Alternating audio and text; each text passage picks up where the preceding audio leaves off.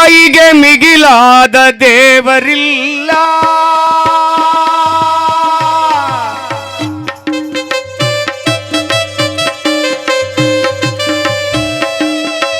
ತಾಯಿಗೆ ಮಿಗಿಲಾದ ದೇವರಿಲ್ಲ, ತಂದೆಗೆ ಮಿಗಿಲಾದ ಗುರುವಿಲ್ಲ, ತಾಯಿಗೆ ಮಿಗಿಲಾದ ದೇವರಿಲ್ಲ.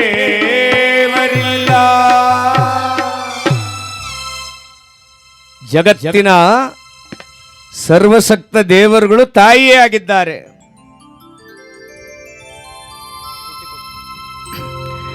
ತಾಯಿ ಇಲ್ಲದ ಈ ಪ್ರಪಂಚವನ್ನ ಊಹೆ ಮಾಡಿಕೊಳ್ಳಿಕ್ಕೂ ಸಾಧ್ಯವಿಲ್ಲ.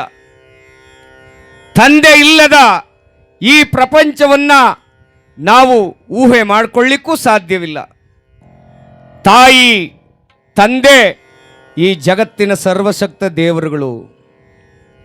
ನಾವು ಅಂದ್ಕೊಂಡಿದ್ದೀವಿ ದೇವಸ್ಥಾನದಲ್ಲಿರೋ ಗುಡಿಲಿರೋ ದೇವರು ಮಾತ್ರ ದೇವರು, ಇನ್ನು ಮಿಕ್ಕದವ್ರು ಯಾರು ದೇವರು ಸಮಾನರಲ್ಲ ಅಂತ. ಆದರೆ ಸರ್ವಾಂತರ್ಯಾಮಿಯಾಗಿರ್ತಕ್ಕಂಥ ಪರಮಾತ್ಮ ಎಲ್ಲ ಕಡೆ ಇದ್ದಾನೆ. ಕಣ್ಣಿಗೆ ಕಾಣುವಂಥ ದೇವರು ಯಾರು? ಹೆತ್ತ ತಾಯಿ ತಂದೆಯರು ಮಾತ್ರ. ನಮಗೆ ಬೇಕಾದುದನ್ನು ಕೊಡೋರು ಯಾರು? ಹೆತ್ತ ತಾಯಿ ತಂದೆಯರು ಮಾತ್ರ.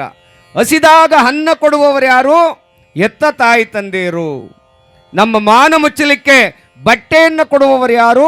ಹೆತ್ತ ತಾಯಿ ತಂದೆಗಳು. ಅದಕ್ಕೆ ತಾಯಿಗಿಂತ ಮಿಗಿಲಾದ ದೇವರಿಲ್ಲ. ತಾಯಿ ಕರುಳು ಎಂಥದ್ದು ಅಂದರೆ, ತನ್ನ ಮಗ ಕಳ್ಳನಾಗಿರಲಿ ಸುಳ್ಳನಾಗಿರಲಿ ಏನೇ ಆಗಿರಲಿ ಅವನನ್ನು ಪ್ರೀತಿಯಿಂದ ಕಾಪಾಡಿಕೊಳ್ಳೋಳು ತಾಯಿ. ಆನಂತರ ಬುದ್ಧಿ ಕಲಿಸ್ತಾಳೆ, ಅದು ಬೇರೆ ವಿಚಾರ. ಆದರೆ ತಾಯಿಗಿರುವಂಥ ಕರುಣೆ, ತಂದೆಗಿರುವಂಥ ಆ ಪ್ರೀತಿ ಜಗತ್ತಿನಲ್ಲಿ ಯಾರ ಕೈಲೂ ಕೊಡ್ಲಿಕ್ಕೆ ಸಾಧ್ಯವಿಲ್ಲ.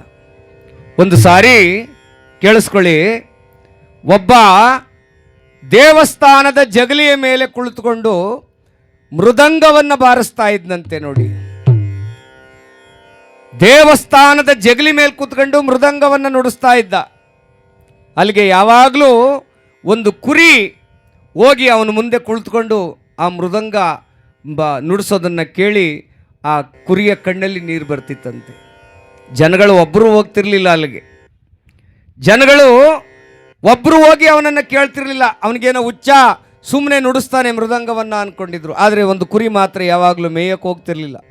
ಸಂಜೆ ಮೇಲೆ ಒಂಚೂರು ಮೇವು ತಿನ್ಕೊಂಡು ಬಂದು ತಿರ್ಗ ಬೆಳಗ್ಗೆಯಿಂದ ಸಂಜೆ ತನಕ ಆ ಮೃದಂಗ ನುಡಿಸೋವನ ಎದುರುಗಡೆ ಕುಳಿತುಕೊಂಡು ಯಾವಾಗಲೂ ಕಣ್ಣೀರು ಆಗ್ತಿತ್ತಂತೆ. ಆಗ ಒಂದು ವಾರ ಕಳೆದ ನಂತರ ಆ ಮೃದಂಗ ನುಡಿಸೋವನು ಕೇಳ್ದ, ಅಪ್ಪ ಕುರಿಮರಿ, ಯಾವಾಗಲೂ ಮನುಷ್ಯರಿಗೆ ನಾನು ನುಡಿಸೋದು ಇಷ್ಟ ಆಗ್ತಿಲ್ಲ, ನೀನು ಮಾತ್ರ ಬಂದು ಯಾವಾಗಲೂ ನನ್ನ ಮೃದಂಗವನ್ನು ನುಡಿಸೋದನ್ನು ಕೇಳ್ತಾ ಇದೆಯಲ್ಲ, ಯಾಕಪ್ಪ ಅಂತ ಕೇಳಿದಾಗ, ಅಪ್ಪ ಆ ನಿನ್ನ ಮೃದಂಗಕ್ಕೆ ಹಾಕಿರುವಂಥ ಚರ್ಮ ನನ್ನ ಕುರಿ ಮರಿದು ಕಣಪ್ಪ, ಮರಿದು ನನ್ನ ಮಗುವಿನದು. ನೀನು ಒಂದೊಂದು ಏಟು ಹೊಡೆದಾಗಲೂ ಕೂಡ ನನಗೆ ಅಮ್ಮ ಅಮ್ಮ ಅನ್ನುವ ಹಾಗೆ ಭಾಸವಾಗ್ತದೆ. ಅದಕ್ಕೆ ನನ್ನ ಕಂದನ ಆ ಶಬ್ದವನ್ನು ಕೇಳಲಿಕ್ಕಾಗಿ ನೀನು ಮುಂದ್ಗಡೆ ಬಂದು ಕುಳಿತುಕೊಳ್ತೀನಿ ಕಣಪ್ಪ ಅಂತ. ಈ ಕಥೆಯ ಅರ್ಥ ಇಷ್ಟೇ ನೋಡಿ. ತಾಯಿ ಕರುಳು ಎಂಥವರನ್ನು ಕೂಡ ಮಂತ್ರಮುಗ್ಧರನ್ನಾಗಿಸ್ಬಿಡ್ತದೆ. ಅದಕ್ಕೆ ನಾವು ತಾಯಿ ತಂದೆಯರನ್ನು ದೂರ ಮಾಡಬಾರ್ದು, ತಾಯಿ ತಂದೆಯರಿಗೆ ದ್ರೋಹ ಮಾಡಬಾರ್ದು, ಎತ್ತವರಿಗೆ ಅನ್ಯಾಯ ಮಾಡಬಾರ್ದು. ಕಡೆಗಾಲದಲ್ಲಿ ಅವರಿಗೆ ಅನ್ನ ಹಾಕದೇ ದ್ರೋಹ ಮಾಡಿದರೆ ನಮ್ಮಂಥ ಪಾಪಿಗಳು ಈ ಜಗತ್ತಲ್ಲಿ ಇರೋದಿಲ್ಲ. ಹಾಗಾಗಿ ನೀವು ದೇವ್ರಿಗೆ ಹೋಗಿ ನೀವು ಮೊಸರನ್ನ ಮುಷ್ಟಾನ್ನ ಒಳ್ಳೊಳ್ಳೆ ಆಹಾರವನ್ನು ಇಡದೇ ಇದ್ರೂ ಚಿಂತೆ ಇಲ್ಲ. ಅಪ್ಪ ಅಮ್ಮನಿಗಂತೂ ತನ್ನ ಹಾಕಿ ಅವರು ಸುಖವಾಗಿ ಕಡೆಗಳಿಗೆನಲ್ಲಿ ಪ್ರೀತಿಯಿಂದ ಕಣ್ಣು ಮುಚ್ಚುವಂತೆ ನಗ್ನಗ್ತಾ ಅವರು ಭಗವಂತನನ್ನು ಸೇರುವಂತೆ ಮಾಡಬೇಕು. ಅದೇ ನಮ್ಮ ಕರ್ತವ್ಯ, ಅದೇ ನಮ್ಮ ನಿಜವಾದ ಮಾನವೀಯತೆ ಅನ್ನೋದು ನಾವೆಲ್ಲ ಕಲ್ತ್ಕೊಳ್ಬೇಕಾಗಿದೆ ಬಂಧುಗಳೇ.